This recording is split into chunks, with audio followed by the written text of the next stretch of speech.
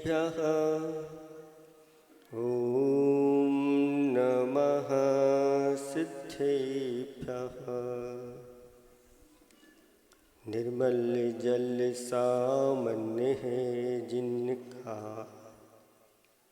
चंदन से है दिव्य वचन। अक्षत सम अक्षत है श्रद्धा, सुमनों सा सुंदर है तन। नैवेद्य चरित्र जान है दीपक, वसु विधि करते धूप दहन।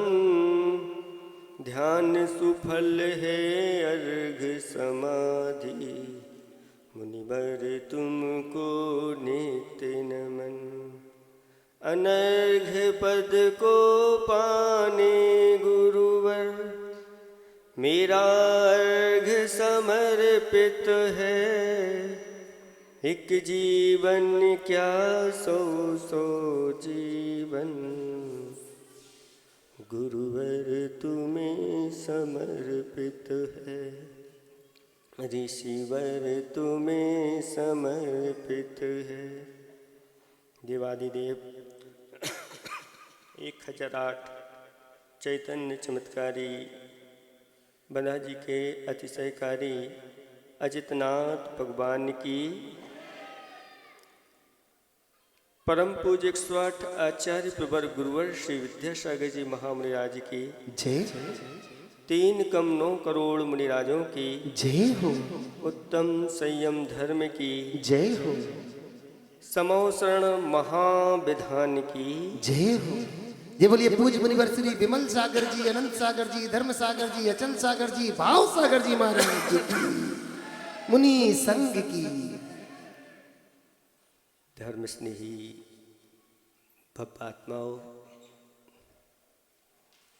आचार्य श्री जी ने एक दोहा लिखा है। सीना तो तानो, पसीना तो बहाओ, सही मार्ग में। यह संसारी प्राणी अनादिकाल से इस संसार में सीना तान के चलता है और संसार के कार्यों में पसीना बहाने में कोई कसर नहीं रखता और निरंतर संसार में दुख उठाता रहता है। लेकिन जो संयम के मार्ग पर चल जाते हैं और परिसह आदि सहन करने के लिए सीना तान करके खड़े हो जाते हैं, विहार करते हैं और अपने पसीने को बहाते हैं, ऐसे वह श्रमण बहुत जल्दी मोक्ष को प्राप्त कर लेते हैं। बस में हो सब इंद्रियां, मन पे लगे लगाऊं, बेग बड़े निर्वेग का, दूर नहीं शिव धाम।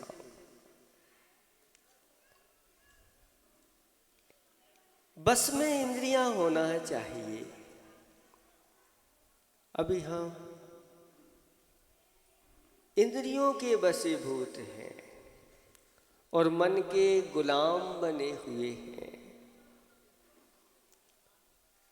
निर्वेग का वेग तो है ही नहीं। निर्वेग कहलाता है संसार, शरीर और भोगों से उदासीनता, अनासक्तता। तो फिर मोक्ष धाम दूर नहीं होता। जीवन में संयम की बड़ी आवश्यकता है और संयमी व्यक्ति जो हो जाता है, निरंतर वह कर्मों की निजरा करता रहता है।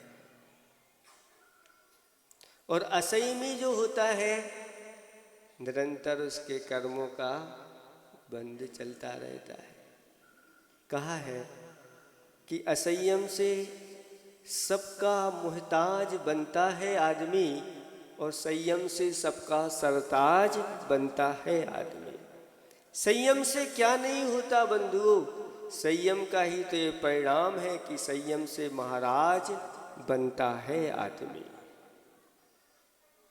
लेकिन जीवन में जब असंयम होता है तो असंयमी व्यक्ति कुछ भी करने के लिए तैयार हो जाता है। यहाँ तक कि अपने भाई के ऊपर भी चक्र चला लेता है। चक्रवर्ती होकर के भी ये सब असंयम की ही कृपा है। संयमी व्यक्ति ऐसा नहीं करता। अपने जीवन में जितना हो सके संयम को धारण करें। मुनिराज सकल संयम को धारण करने वाले होते हैं और ग्रस्त जो होते हैं एक देश संयम को धारण करने वाले होते हैं। एक देश संयम के कारण से अगर किसी ने अणुव्रतों को धारण कर लिया है, वह भी प्रति समय कर्मों की निजरा करने वाला होता है। वह भोजन कर रहा है तो भी निजरा कर रहा है, और दुकान भी चलाता है अणुव्रती तो भी कर्मों की निजरा करता है। क्यों? क्योंकि दुकान चलाते समय भी वह पंच अणुव्रतों से या 12 व्रतों से बंधा हुआ है। भोजन जब करने जाएगा या उसको आप भोजन पर बुलाओगे तो सबसे पहले पूछेगा क्यों, शुद्ध है कि नहीं, कुएं का है कि नहीं, मर्यादा का है कि नहीं। और जिसके अणुव्रत नहीं है और वह असंयमी है और पहुंच जाए तो घर वाले या चौकी वाले कहते हैं कि बासी है, क्या चल जाएगा? अरे सब चलेगा, चाहे बासी लड्डू हो, चाहे पुड़ी हो, चाहे नमकीन हो, आप पूछो नहीं, आप तो जो है सो रख दो। हमारे लिए तो सब चलता है। ऐसी दशा हो जाती है। असंयमी व्यक्ति यहाँ 10 दिन के लिए आ गया और 10 दिन के लिए तो बहुत पुरुषार्थ करता है, इतना पुरुषार्थ करता है कि 10 दिन उपवास कर लेता है। और जैसे ही यहाँ से छूटता है और महान असंयम में प्रवेश कर, वो इंतजारी में रहता है कि कब 10 दिन पूरे हों, बस हो गए हमारे तो 1 साल के व्रत हो गए। तो ऐसे असंयमी व्यक्तियों का जो तप कहा गया है वह गज स्नान। गज कैसा करता है? स्नान करने जाता है, अच्छे से नहा लेता है और नहाने के बाद और फिर धूल होती है और उसको सूंड में भर करके और अपने ऊपर डाल लेता है। अगर आप लोग भी अगर ऐसे ही करोगे तो ऐसे जो व्रत आदि करने से विशेष फल की प्राप्ति नहीं हो पाती।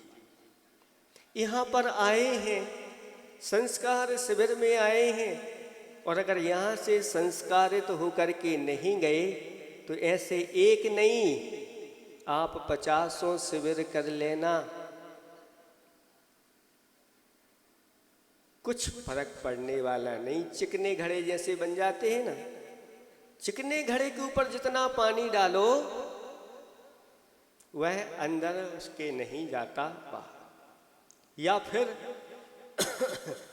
घड़ा रखा है और सीधा रखा है, उसमें पानी जा रहा है लेकिन फिर भी भर नहीं रहा है। क्यों? छेद है। जब तक जीवन में असंयम के छेद रहेंगे उसका जीवन गुणों से, धर्म से, पुण्य से भर नहीं पाता जैसा भरना चाहिए। इसलिए संयम बहुत जरूरी है। एक कथा आती है, आपके सामने रखते हैं। उच्च कुल में जन्म हुआ, लेकिन उच्च कुल में जन्म हो जाना बात अलग है और धनवान होना अलग बात है, गुणवान होना अलग बात है।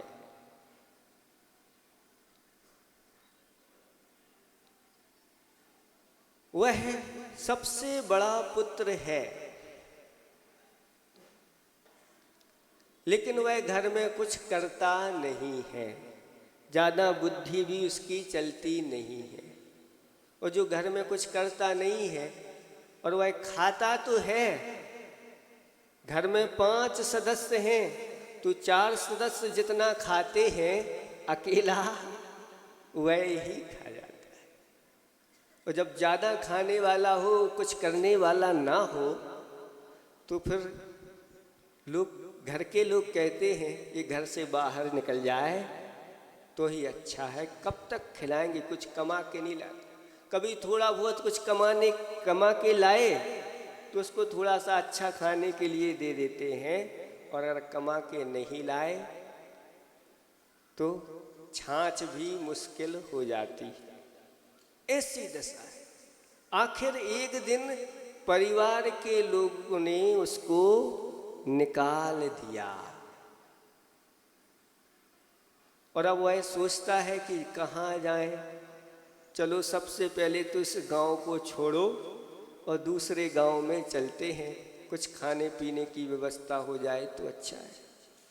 दूसरे गांव में जा रहा था, पहुंचता है तो रास्ते में एक लकड़हारा हाथ में कुल्हाड़ी और रस्सी लिए हुए मिल जाता है और वह लकड़हारा से कहता है, भाई मुझे कुछ काम मिलेगा, मुझे काम की आवश्यकता है। तो लकड़हारा भी सोचता है कि मैं लकड़ियाँ लाता हूँ, अभी कम ला पाता हूँ, अगर ये मिल जाएगा तो बहुत ज़्यादा लकड़ियाँ मैं ला सकता हूँ। लकड़हारे ने कहा कि काम तो है, लेकिन उसके बदले में क्या लोगे? तो वह कहता है, मुझे क्या चाहिए? रोटी, कपड़ा और रहने के लिए मकान। बस अगर ये 3 चीज़ें मिल जाएं तो मैं आपके यहाँ रहने के लिए तैयार हूँ, काम करने के लिए तैयार हूँ। उसने कहा, ठीक है, चलो हमारे साथ जंगल। 1 साल के लिए हम तुम्हारे लिए काम देते हैं। जंगल ले जाते हैं और एक बहुत बड़ा गट्ठा लकड़ी का, अभी तो आधा लाता था, अब उसने डबल किया और उसके सिर पर रख दिया और रख करके अपने बाजार में ले आया और उसको बेच दिया। और बेच करके फिर अच्छे दाम लेकर के उसको अपने घर ले जाता है और घर ले जा कर के अपनी पत्नी से कहता है, इसके 2 बच्चे भी थे, यह बहुत अच्छा व्यक्ति है, सिर्फ इसको एक बार भोजन देना है, यह आपके यहाँ रहेगा, आपका घर का काम करेगा और कपड़े, थोड़ा सा रहने का स्थान देना है। 1 साल के लिए हमने इसको कह दिया है। वो भी तैयार हो गई। अभी अभी ये आया है, अभी भूखा है, इसको अच्छे से भोजन कराओ। और जब भोजन कराया तो 4 लोगों का भोजन वो तो था ही, वो सब पूरा एक ही व्यक्ति खा गया। अब जब एक ही बार में ऐसा उसने देख लिया कि अब तो ये खाने वाला है और मैं दिन भर इसीलिए इसके लिए ही बनाती रहूंगी क्या, मुझे नहीं रखना इसको। सेठ जी कहते हैं मैं तो वचन दे चुका हूँ, 1 साल तक तो इसको अब निभाना पड़ेगा। ऐसा करो, एक मटके में अच्छा दलिया घोल लो और रख दो इसके लिए, इसको जितनी बार खाना है सो खाता है। ऐसे ही डेली का काम हो गया और उसके लिए 1 मटकी दलिया तैयार होता, वो खा करके और निकाल।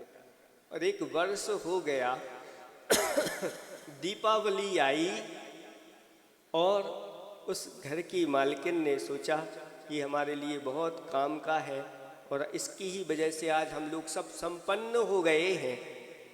पहले हमारी स्थिति ठीक नहीं थी, लेकिन जब से ये आया है संपन्नता आई है और अब कम से कम आज दिवाली है तो इसको एक नए कपड़े और अच्छा अच्छा भोजन दिया जाए। अच्छा भोजन तैयार करके पकवान आदि बना करके उसको खिला दिए। जिसने एक वर्ष में पकवान नहीं खाए हों, दलिया बहुत जल्दी पच जाता है, जब पकवान खाने को मिल गए तो जैसे ही खा करके उठा और निद्रा आ गई और जा करके सो गया, घुर्राटे लेने लग गया। इतने में वह लकड़हारा आया और पूछा कि इस प्रकार से क्यों सो रहा है। तो उसकी पत्नी ने कहा आज इसको अच्छा भोजन कराया है, 1 वर्ष से इसने कुछ ज़्यादा नहीं खाया था और इसको ये चीज़ें खिलाई हैं। तब वह लकड़हारा कहता है तुमने बहुत बड़ा गलत काम कर दिया, अब अगर यह प्रतिदिन ऐसा ही भोजन मांगेगा तो कहाँ से खिलाएंगे। और गुस्सा होकर के उसने अपनी पत्नी को मार दिया और जैसे ही मारा तो वह रोने लगी तो यह जाग गया और इसको पता चला कि मेरी वजह से ये सब लड़ाई झगड़ा हो रहा है, अब मुझे इस घर में नहीं रहना। और रस्सी कुल्हाड़ी लेकर के वह जंगल की ओर चला गया। सोचता है अब मैं स्वयं अपना काम करूँगा, लेकिन बुद्धि ज़्यादा नहीं थी। लकड़ी का एक बड़ा गट्ठा तैयार करके आया, उसका गट्ठा किसी ने खरीदा नहीं। और लोग जो समझदार थे छोटे छोटे गट्ठे बनाए और बेच गए, लेकिन इसका नहीं बिका। 1-2 दिन ऐसे ही उसके भूखे निकल गए और एक दिन देखा कि एक मुनिराज जिनकी काया कृष्ण है और जंगल से नगर की ओर आ रहे हैं, उन मुनिराज को देख करके इसको बहुत आश्चर्य हुआ। उसने जीवन में कभी ऐसे मुनिराज देखे नहीं थे और सोचा कि मेरे पास तो कम से कम इतने कपड़े हैं, ये रस्सी है, कुल्हाड़ी है, आदि आदि है, लेकिन इनके पास तो कुछ भी नहीं है, पहनने के लिए कपड़ा नहीं, इनको भोजन कौन देगा। विचार करने लगा कि देखते हैं ये कहाँ रहते हैं, इनके पास क्या क्या वस्तुएं हैं, ये कहाँ भोजन करते हैं। अगर कोई भोजन इनको नहीं देगा तो मैं लकड़ी बेच करके इनके भोजन कराऊंगा। ऐसा उसके मन में भाव आ गया और पीछे पीछे वह महाराज के जा रहा है। महाराज के लंबे उपवास हो गए थे, कृष्णकाय थी, कहीं ये गिर ना जाए, इसलिए वह पीछे पीछे सहारा देते हुए कि ये गिरेंगे तो हम इनको संभाल लेंगे। और महाराज जैसे ही नगर में पहुंचते हैं, बहुत सारे चौके लगे हुए थे, लोग उनको पड़गाहन कर रहे हैं, लेकिन महाराज खड़े नहीं हो रहे हैं। वह देख कर के बड़ा आश्चर्य हुआ कि सारे के सारे लोग महाराज को बुला रहे हैं और ये जा नहीं रहे। और अंत में एक चौके में जाकर के महाराज खड़े हो गए, पड़गाहन हो गया, उनके निरंतराय आहार हो गए। यह भी दरवाजे पर बैठा बैठा देखता रहा। महाराज आहार करके चले गए। चौके वालों ने सोचा ये महाराज के साथ आया है, हो सकता है महाराज की सेवा में लगा रहता हो, और उससे कह दिया भैया यहीं भोजन करके जाना। और अच्छा भोजन उसको करने को मिल गया। और सोचता है ये व्यवस्था बहुत अच्छी हो गई। फेंको कुल्हाड़ी और रस्सी, अब कहीं नहीं जाना, अब तो इन महाराज के पास ही हम रहेंगे, भोजन की व्यवस्था हो जाए। यही तो है, कहते हैं जिन्होंने भोजन का, बनाने का, मांगने का त्याग कर दिया है, उनके लिए भोजन उनके पीछे पीछे कि ले लो महाराज आओ, या लोग उनके पीछे लग जाए। कहा है कि भिखारी जो होता है वह रोटी के पीछे भागता है, और जो श्रमण साधु होते हैं उनके पीछे रोटी भागती। ले लो, लेकिन वो कहते हैं नहीं हमारा तो काम हो गया, अब कोई टिफिन का काम वह ढूंढता हुआ उन्हीं महाराज के पास गया और वहीं रहने लगा। उसका प्रतिदिन का यही काम हो गया। बस व्यवस्था। एक दिन महाराज आहारचर्या को उठे नहीं, और वह कहता है महाराज चलिए भूख लगी है। आप लोग तो ऐसे भरने के आते हैं कि महाराज चलो आप आहार करिए, और वह कहता है महाराज चलिए भूख लगी है, आपके पीछे पीछे हमारा भी काम हो जाएगा। महाराज कहते हैं हमारा तो उपवास है और मुझे तो अब लंबे उपवास करना है। तो कहता है महाराज मेरा क्या होगा, मेरा तो ख्याल रखो। चूँकि महाराज अवधि ज्ञानी थे और जान लिया ये निकट भव्य है। वह कहता है महाराज कोई बात नहीं, अगर आप नहीं जा रहे हो ये पिछी कमंडल मुझे दे दो। देखो ये आगम की सत्य घटना है, आपको सुना रहे हैं, कथा कोश की कथा है, आप लोग पढ़ना इसको। दंडी मित्र की कथा है, कितनी अच्छी कथा है। देखो कैसे साधुओं के सानिध्य में कैसे कल्याण हो जाता है। कहाँ तो वह मटकी में दलिया खाने वाला, और कहाँ यह साधु की संगति। महाराज ने कहा पहले ये कपड़े यहीं उतारो, तो तुम्हारे लिए पिछी कमंडल। उसने कपड़े उतारे और पिछी कमंडल लेकर के वह जब तक पहुंचा, सही समय पर वह नहीं पहुंचा, और लोग सब खा पी करके कोई किसी ने पड़गाहन नहीं किया, और फिर वापस पुनः आ गया। लोगों को पता तो चल गया कि महाराज आए थे, कोई वापस चले गए। तो दूसरे दिन बहुत सारे चौके लगे। तो फिर दूसरे दिन पिछी कमंड लेकर के ये महाराज निकले और देखा कि चौके तो बहुत लगे हैं। कल का मेरा जो उपवास हुआ है ना, उसी का ये प्रभाव है। और देखता है कि अरे नगर का तो सेठ खड़ा ही नहीं है, आज मुझे आहार नहीं करना। और घूम करके वापस आ गए, तो कल तो कम से कम नगर सेठ मिलेगा।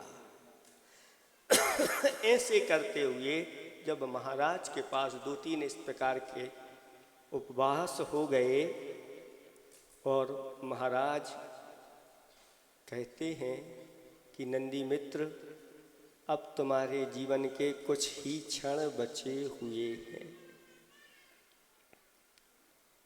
तुम्हारे जीवन के कुछ क्षण, अब ज़्यादा तुम्हारी आयु नहीं है, बहुत कम आयु बची है। तुम अब अपना कल्याण करो, अब वास्तव में संयम को धारण करो। अभी तो ये नकली काम भोजन के लिए हुआ था, अब वास्तविक संयम धारण करो। और उसने मुनिराज के सामने केश लौंच करके दिगंबर मुद्रा को धारण किया। और अंत समय चल रहा था, मुनिराज ने अच्छे परिणामों के माध्यम से उसकी समाधि करवा दी। उन मुनिराज की समाधि हुई और सल्लेखना मरण करके सदगति को प्राप्त हो गए। ये है सब संयम की महिमा। कहा है कि साधु की संगति से श्रावक श्रमण बने अथवा ना बने, लेकिन संतोषी जरूर बन जाता है। संतोष अगर आ गया अपने जीवन में तो ये संयम की ओर ही मुख करने का हो गया। ये सब संगति का प्रभाव है। इसलिए बंधुओं, निरंतर ऐसे साधुओं की संगति कर लो। कहते हैं आधी घड़ी, एक घड़ी आधी घड़ी, आधी की भी आध, भैया साधु संगति हरे कोटि अपराध। करोड़ों अपराधों को हरण करने वाली साधु की संगति होती है। संयमी नहीं बन पा रहे हो, कोई बात नहीं, लेकिन संयमियों की संगति में रहने से भी हमारा कल्याण हो जाता है। इसलिए आप लोग 10 दिन के लिए यहाँ पर आए हैं। अब ऐसे नहीं कि यहाँ के संस्कार यहीं छोड़ के चले जाओ और फिर जा कर के और ऐसे असंयम में प्रवृत्त हो जाओ कि भैया ये हमने देखा था, ये तो वहाँ शिविर में थे और अब ऐसे महान कार्य कर। इसलिए संकल्पित होकर यहाँ से जाना। अपने जीवन में कम से कम हम सप्त विषण का सेवन तो नहीं करेंगे। कहाँ वह एक ऐसा दरिद्र व्यक्ति मुनिराज की संगति में आकर के पूज्यता को प्राप्त हो गया, और कहाँ हम ऐसे यहाँ उच्चता को प्राप्त करके फिर निम्नता की ओर चले जाएं, ऐसा नहीं होता। इसलिए संयम का दिन है। संयम में तो 5 इंद्री और मन का संयम, साथ साथ में पंच स्थावर और एक त्रस, इन सटकाए जीवों की रक्षा संयम के माध्यम से होती है। जितनी अधिक से अधिक हो सके, इसी के लिए हमें पुरुषार्थ करना चाहिए। एक 14 वर्ष का बालक राजा के पास गया, बहुत होशियार था, बुद्धिमान था, और राजा ने उस बालक से एक प्रश्न किया, जानते हो चक्रवर्ती कौन होता है? तो बालक ने कहा, हाँ मैं जानता हूं चक्रवर्ती कौन होता है। जो 6 खंड का अधिपति होता है वह चक्रवर्ती होता है। राजा कहता है, क्या तुम चक्रवर्ती बनना चाहते हो? तो कहता है, हाँ मैं चक्रवर्ती बनना चाहता हूं। राजा कहता है, तुम्हारे पास कुछ है तो नहीं, ना फौज है, ना कोई ग्राम आदि है, न ऐसा कोई बल है, ना धन है, फिर किस बल पर तुम चक्रवर्ती बनोगे? वह कहता है, राजन मुझे वो वाला चक्रवर्ती नहीं बनना है। तो फिर तुम्हें कौन सा चक्रवर्ती बनना है? तो वह कहता है, मुझे 5 इंद्री रूपी मलेच्छ खंड और मन रूपी आरी खंड पर विजय प्राप्त करके चक्रवर्ती बनना है।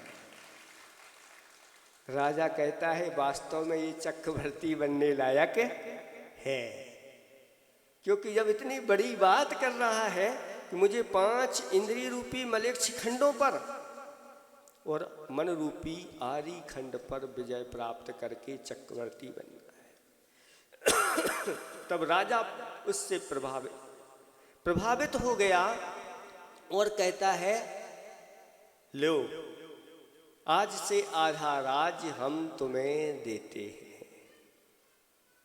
वह कहता है, आप अपना राज्य अपने पास ही रखिए, मुझे तो अब संयम धारण करना है। भली मेरी उम्र कम है, उस समय कम उम्र में भी दीक्षाएं मिल जाती थी, और अब मैं दीक्षा लेने के लिए जा रहा हूँ। संयम धारण करके अपने आत्मा का कल्याण करूँगा, मुझे इस प्रकार के वैभव की कोई आवश्यकता नहीं है। तब राजा कहता है, मैं इस वैभव का क्या करूँगा, मैं भी तुम्हारे साथ चलता हूँ। देखो, एक बालक के साथ इतना बड़ा व्यक्ति भी हो गया। ये सब संयम की आचार्य श्री कहते हैं कि 8 वर्ष अंतर्मूर्त में संयम धारण करने की युक्ता अपने पास आ जाती है, और कोई 8 वर्ष अंतर्मुहूर्त में संयम धारण कर लें और केवल ज्ञान प्राप्त कर लें, तो बड़े बड़े लोग उनके चरणों में आकर के 8 वर्ष के अंतर्मुहूर्त के महाराज, जय हो महाराज आपकी। ऐसा भी हो सकता है, होता है, ऐसे भी भंग शास्त्रों में बनाए गए। इसलिए ये मनुष्य जीवन मिला है तो इसमें संयम धारण करो, क्योंकि चारों गतियों में, देवों में संयम नहीं होता, नारिकियों में तो सवाल ही नहीं उठता, त्रिंचों में एक देश होता है, लेकिन मनुष्यों में ही ये सकल संयम की प्राप्ति होती है। मनुष्य जीवन हमारे लिए इसीलिए मिला है। अगर हम इन पंचेंद्रिय के विषयों में अपना जीवन निकाल देंगे तो फिर ये दुर्लभ है, दोबारा मिल जाए नहीं। एक नगर की परंपरा थी, वहाँ राजा बनाया जाता था। 5 वर्ष के लिए राजा बनाया जाता था, और वहाँ का नियम था कि जैसे ही 5 वर्ष होंगे, उस राजा से कह दिया जाता था कि तुम्हें 5 वर्ष जो कुछ करना है यथेच्छ करो। लेकिन यह पूरी की पूरी जनता 5 वर्ष के बाद ऐसे एक जंगल में उस राजा को छोड़ के आती थी, वहाँ से कोई राजा वापस नहीं आ पाता था। और सभी इस प्रकार से लोभ में करते थे। 5 साल तो बहुत आनंद के साथ उनके निकलते थे, लेकिन जैसे ही पूरे हुए, कब पूरे हो गए, प्रजा आती थी, राजन चलिए अब। तो ऐसे खूंखार जहाँ जानवर होते थे वहाँ छोड़ करके आ जाते थे। एक बार एक व्यक्ति राजा बना और उसको पता चला कि ऐसा ऐसा होता है। उसने विषय भोगों में अपने धन को नहीं लगाया। उस धन के माध्यम से जिस जंगल में छोड़ा जाता था, उस जंगल के बीचों बीच एक नगर उसने बसा दिया, और लोगों को ला करके भी वहाँ बसा दिया, और 5 साल तक यही करता रहा। जब 5 साल पूरे हुए और यहाँ के लोगों ने उसको निकाल करके उस जंगल में छोड़ा, और वह जैसे ही वहाँ पहुँचता है, वहाँ की प्रजा माला लिए हुए खड़ी है, हमारे राजा आने वाले हैं, और उनके गले में माला डाल दी और राजगद्दी पर बैठा दिया। ये क्यों? ये दृष्टांत इसीलिए दिया गया है कि अगर हम अपने जीवन को विषय भोगों में अगर लगा दिया, असंयम के साथ निकाल दिया, तो वह असंयम दुर्गति में जाकर के पटक देगा। कहा है कि विषयों की गुलामी धरातल में ले जाएगी और मिथ्यात की सलामी दुर्गति दिलाएगी। जैसे भी हो बंधुओं, संयम को धारण करो। संयम को धारण करने वाले के लिए मुक्ति रमा माला पहनाएगी। मुक्ति रूपी स्त्री उसी को माला पहनाती है जो अपने जीवन में संयम धारण करे। यहाँ से संयम धारण करोगे, उधर देवता लोग खड़े रहते हैं स्वर्ग में, इंतजार करते हैं ये आने वाले हैं। और जैसे ही यहाँ से वह संयमी समाधि बन करके ऊपर पहुँचता है और देव लोग मालाएं लिए, वाद्य लिए खड़े रहते हैं, आइए ये सारा वैभव आपका है, आप इसको स्वीकार करिए। लेकिन जो इंद्रियों के विषयों के चक्कर में फंस जाते हैं, फिर दुख उठाते हैं। अनादिकाल से हम ऐसे ही दुख उठाते आ रहे हैं असंयम के कारण से। अब जागृत हो जाओ, अपने जीवन में संयम को लाओ। एक एक इंद्रिय पर संयम धारण करो, कम से कम जिह्वा इंद्रिय का संयम इतना तो कर लो कि अभक्ष का भक्षण अपने जीवन में नहीं खाना। आपको जितना खाना है खा लो। वैसे ऐसा कहा है कि जो एक बार खाते हैं वो योगी कहलाते हैं, और 2 बार खाते हैं वो भोगी कहलाते हैं और जो बार बार खाते हैं वो रोगी कहलाते हैं, और जो दिन रात खाते हैं उनकी तो अब कहना ही क्या है, उनकी मृत्यु कब हो जाए। जो दिन रात खाने वाले हैं दुर्गति के पात्र हो जाते हैं। यहाँ तक उल्लू है, कौआ है, गिद्ध है, सूकर है, बिल्ली है, सर्प है, आदि आदि ऐसी निंद पर्यायों को प्राप्त होते हैं। आज का युग ऐसा ही है, बस खाओ पियो मौज करो। चार्वाक एक मत है और वह कहता है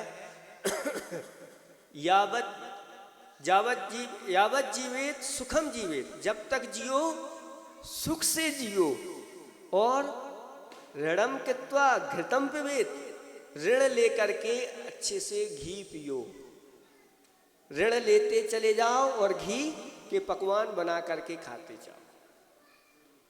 किसी से 50,000 रुपये ले लिए, 50,000 लिए, उसमें से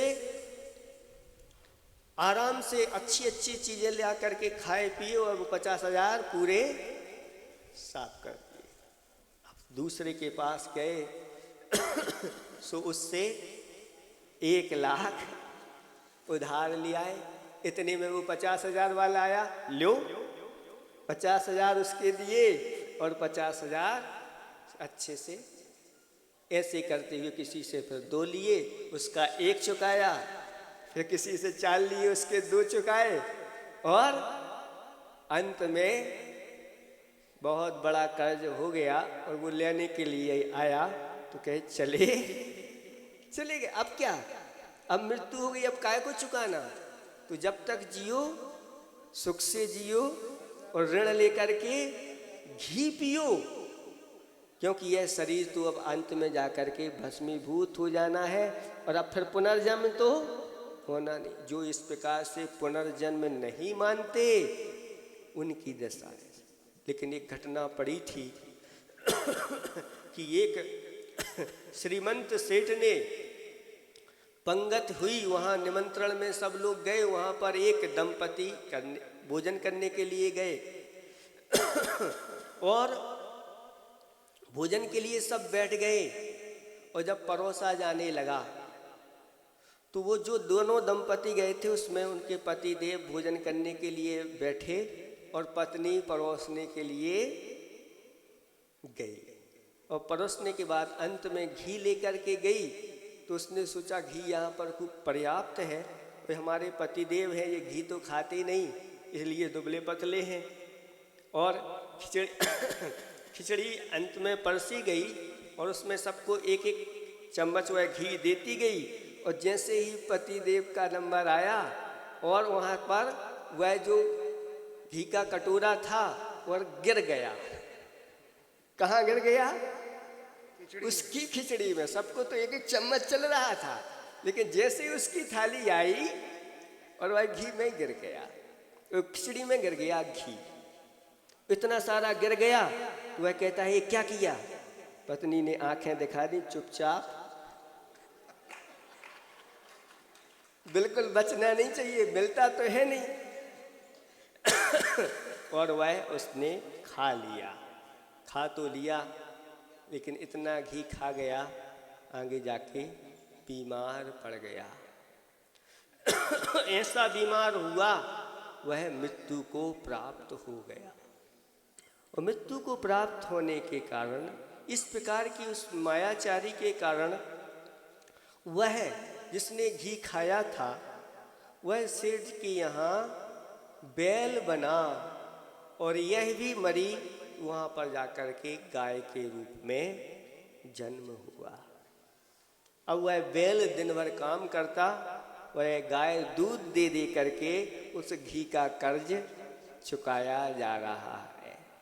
इसलिए बंधु, किसी का कर्ज लिया है तो चुका देना जरूर, नहीं तो गाय, बैल, घोड़ा, गधा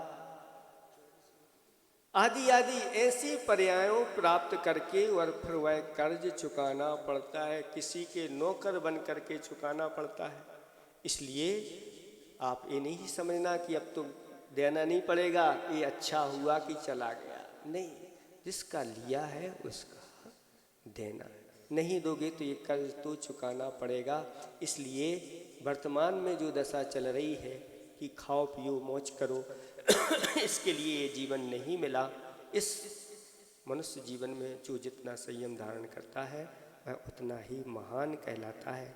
आप सभी लोग संयम धारण करें। इन्हीं भावना के साथ अहिंसा परमो धर्म की जय। परम पूज्य मुनिवर श्री विमल सागर जी महाराज की जय।